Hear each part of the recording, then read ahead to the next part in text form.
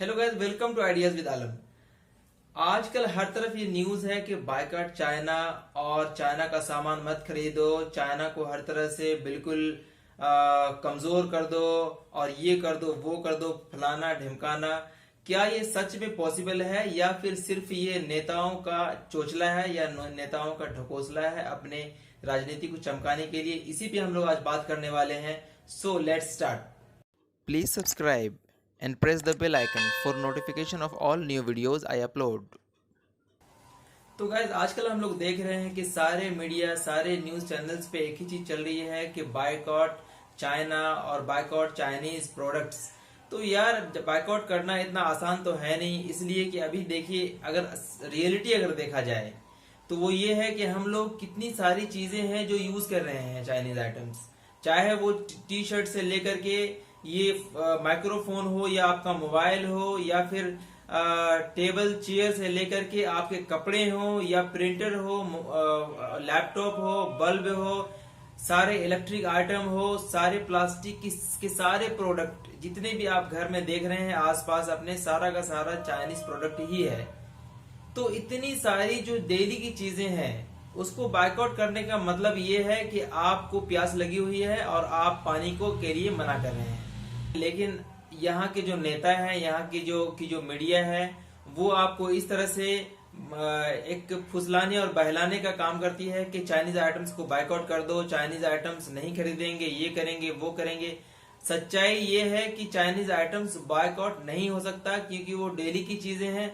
उसका एक ही सोल्यूशन है कि आप अपने घर के अंदर, अपने इंडिया के अंदर, अपने देश के अंदर आप उसी चीज का जब मैन्युफैक्चर करेंगे, उसी चीज को जब बनाएंगे, वो होगा रियल बायकॉट। चाहे वो चाइना हो या अमेरिका हो या कोई और कंट्री हो, वो रियल बायकॉट होगा। ऐसा नहीं कि आज कुछ मुश्किल आ गया देश पे और आज हमने ऐलान कर दिया कि चलो बायकॉट करते हैं, तो वो ऐसा कुछ होता नहीं है। कुछ दिनों के लिए तो जरूर चीजें रुक जाती है, लेकिन बहुत सारे लोग बैठे हुए हैं उस लाइन में जो बस कुछ दिनों का इंतजार में है। जैसे ही मामला ठंडा होगा सब कुछ बिल्कुल वैसे ही आना शुरू हो जाएगा। सबसे हंसी की बात तो ये है कि आजकल लोग टिकटॉक पे जाके और ये बोलते हैं कि चाइना को बायकॉट करो। आजकल आप एमआई और ओप्पो का फोन लेकर के खुद आप ये बोलते हो कि चाइना को बायकॉट करो। कैसे आप करोगे? आप तो चाइनीज आइटम्स के अंदर घुस के आप ये बात बोल रहे हो। तो ऐसे तो सिर्फ जो है नेता का एक समझ लीजिए कि अपनी राजनीति को चमकाने का काम है, ये मीडिया को अपना टीआरपी कमाने का काम है। लेकिन सच में अगर बायकॉट करना है तो वो ऐसे नहीं होगा। उसके लिए हिंदुस्तान के, इंडिया के गवर्नमेंट को बहुत ही तरीके से और लॉन्ग टर्म में काम करना होगा। मैन्युफैक्चरिंग में जो प्रॉब्लम आती है इंडिया में, वो सबसे बड़ी प्रॉब्लम आती है कि यहाँ पे ना तो वो इंफ्रास्ट्रक्चर है। अगर मान लिया आप कोई अपना प्रोडक्ट आप अगर रेडी करते हैं अपने गांव में, तो आपको कोई सवाल नहीं है कि आप बड़े शहर में जाके उसको बेच सकते हैं, दिल्ली और मुंबई में जाके बेच सकते हैं। इसलिए कि आपको जो ट्रांसपोर्टेशन का कॉस्ट आ जाएगा वो इतना ज्यादा आ जाएगा कि आपके प्रोडक्ट की वैल्यू, जो कॉस्ट होगी वही बहुत ज्यादा हो जाएगी। और वही चाइना जो इंडिया में पहुंचा के जो बेचता है उसके प्राइस से ज्यादा आप इंडिया के अंदर ही बनाने के बाद आपके प्रोडक्ट की प्राइस हो जाएगी।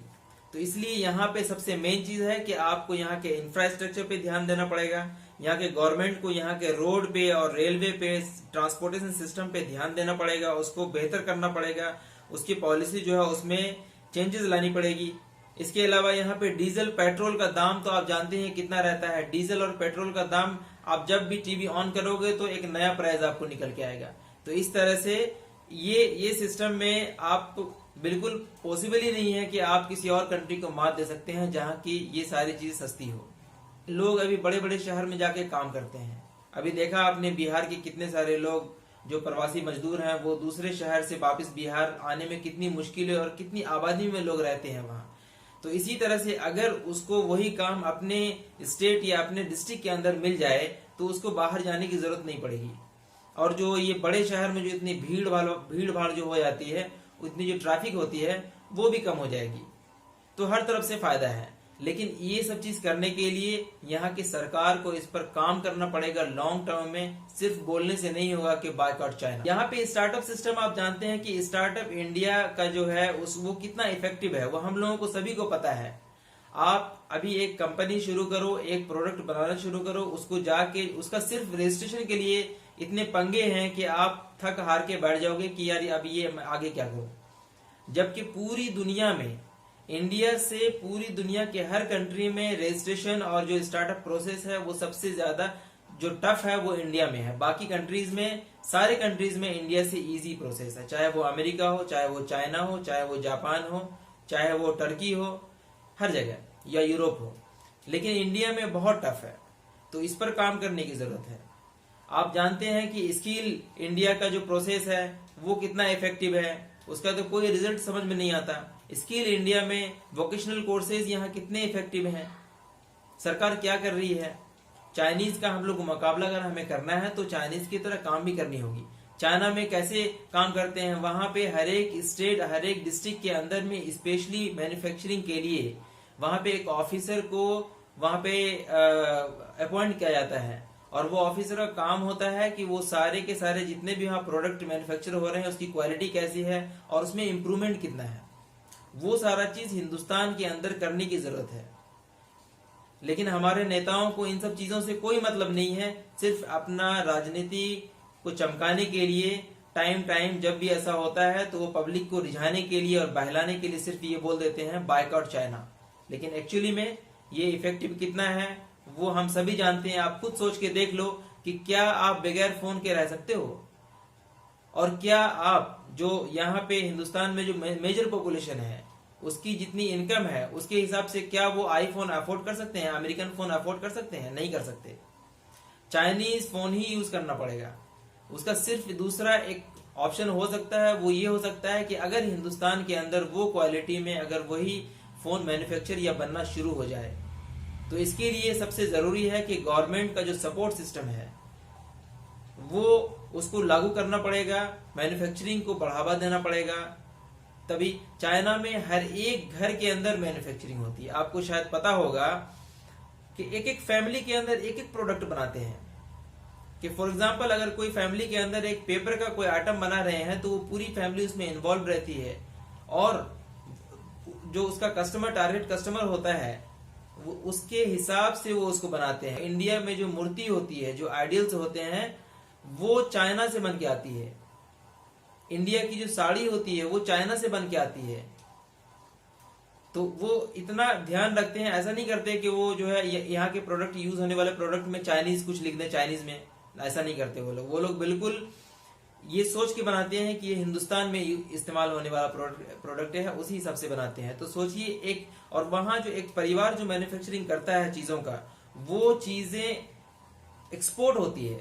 यहाँ बड़ी बड़ी कंपनी जो होती है वो एक्सपोर्ट हम नहीं कर सकते। वहां की छोटी चीज, एक घर के अंदर जो कुटीर उद्योग जिसे कहते हैं, उस चीज को, वहां घर की चीज का जो बन के रेडी होती है उसको एक्सपोर्ट करते हैं। वो इंडिया और बाकी बहुत सारे कंट्रीज में उसको पहुंचाया जाता है, और उसमें जो सपोर्ट होता है वो पूरा गवर्नमेंट का होता है।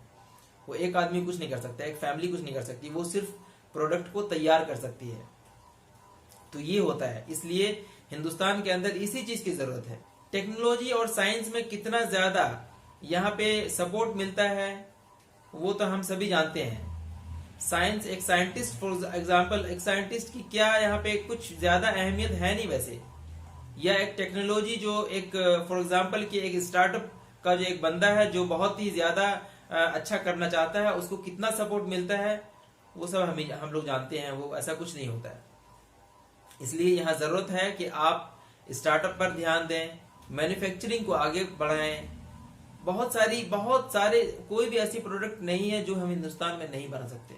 हर चीज हिंदुस्तान के अंदर बन के रेडी हो सकता है, और इनफैक्ट उसको हम बाहर भी भेज सकते हैं। लेकिन यहाँ कोई भी वो जो सपोर्ट सिस्टम है उसकी कमी की वजह से हिंदुस्तान में हम लोग खुल के वैसा काम नहीं कर सकते। अगर आपको रियली में चाइना को बायकॉट करना है, चाइनीज प्रोडक्ट या कोई भी फॉरेन प्रोडक्ट को बायकॉट करना है, अपने इंडिया को आगे बढ़ाना है या इंडियन प्रोडक्ट को आगे बढ़ाना है, तो सिर्फ और सिर्फ एक मंत्र है, और वो ये है कि घर घर मैन्युफैक्चर। आप हर एक घर में मैन्युफैक्चरिंग होनी चाहिए। लोगों का आपने देखा होगा अपने गांव में, अपने मोहल्ले में, अपने डिस्ट्रिक्ट में कि लाखों लोग बेरोजगार घूम रहे होते हैं, कोई काम नहीं होता उनको। लेकिन उनको अगर काम, वो सीख सकता है काम, ऐसा कोई मुश्किल वाली काम नहीं है। वाली बात नहीं है, बहुत इजी है। लेकिन इसके लिए गवर्नमेंट को सिखाना पड़ेगा, उसको सपोर्ट देना पड़ेगा। और ये एक दो दिन का काम नहीं है कि चलो आज किया और कल शुरू हो गया। इसके लिए प्रॉपर मेहनत लगने वाली है, और उस मेहनत करने के बाद में जो उसका रिजल्ट होगा 2 साल 4 साल या 10 साल के बाद में, वो रियल रिजल्ट होगा। चाइना का आज का ये मेहनत नहीं है कि वो मैन्युफैक्चरिंग हब बना हुआ है पूरी दुनिया के लिए, बहुत पुराने टाइम से इस चीज पर वो मेहनत कर रहा है। अब तो धीरे धीरे ऐसा हो गया है कि चाइनीज प्रोडक्ट हम लोग बोलते थे कि क्वालिटी अच्छी नहीं होती है, लेकिन अब ऐसा हो गया कि आप एमआई का फोन देख लीजिए, बहुत अच्छी क्वालिटी देता है वो, कोई दिक्कत नहीं होती है। या और भी बहुत सारे प्रोडक्ट हैं, जब आपकी क्वालिटी नीचे रहेगी, कम रहेगी, क्वालिटी की में कमी रहेगी, तभी तो आप उसको इम्प्रूव करेंगे ना। जब आपका क्वालिटी एग्जिस्ट ही नहीं करता है तो आप उसको इम्प्रूव क्या करेंगे। इसीलिए यहाँ मैन्युफैक्चरिंग की बहुत ज्यादा जरूरत है। मैन्युफैक्चरिंग हर घर में होना चाहिए और हर एक प्रोडक्ट का होना चाहिए, तभी हम चाइना रियल बायकॉट जो होगा चाइना का वो ये होगा। ऐसे नहीं होगा कि हमको चीजों की तो जरूरत है, हम प्यासे हैं, लेकिन हम कुएं को बायकॉट कर रहे हैं कि हम पानी नहीं पिएंगे। वो कब तक आप करेंगे? 1 दिन 2 दिन 4 दिन 10 दिन, उससे ज्यादा आप नहीं कर सकते, क्योंकि आपको जरूरत है। हिंदुस्तान की जो मेजर पॉपुलेशन है वो लग्जरियस चीजें जो होती है जैसे यूएस मेड या अलग जर्मन मेड, इटालियन मेड, वो अफोर्ड नहीं कर सकती है। और उसी का जो सेकंड ऑप्शन है वो चाइना है, कि सिर्फ और सिर्फ ये राजनीति करने के लिए, कुछ लोग अपनी राजनीति को चमकाने के लिए सिर्फ ये बात कर रहे हैं। इसमें कोई दम नहीं है। अगर दम दिखाना है गवर्नमेंट को तो उसको सिर्फ ये करना पड़ेगा कि उसको बेसिक लेवल पे काम करनी पड़ेगी। स्किल इंडिया को और अच्छे तरीके से लॉन्च करना पड़ेगा, स्टार्टअप इंडिया की पॉलिसी को और बेहतर करना पड़ेगा। सभी जानते हैं कि मुद्रा फंड जो है एक ये लोन का एक ऑप्शन दिया है, गवर्नमेंट देती है। आप बताइए कितने हम में से कितने लोग उसका फायदा उठा सकते हैं? नहीं उठा सकते, इसलिए कि आपसे वो इतने सारे कागजी जो फॉर्मेलिटीज है इतना टफ हो जाता है और इतना मुश्किल हो जाता है कि हर किसी के बस की बात होती नहीं है कि उससे हम फायदा उठा सके। तो इसलिए सिर्फ ये बोलने से नहीं होगा, इस पर हम लोगों को बिल्कुल लग के काम करना पड़ेगा। आई होप कि आप लोगों को ये वीडियो बहुत पसंद आया होगा। प्लीज ये वीडियो सारे लोगों में शेयर कीजिए और सबको ये चीज बताइए, ताकि हम लोगों को सच्चाई का पता चले और अपने अंदर जो एक कुछ करने का जो मोटिवेशन है वो चीज जागे। आप लोगों का बहुत बहुत शुक्रिया। जय हिंद।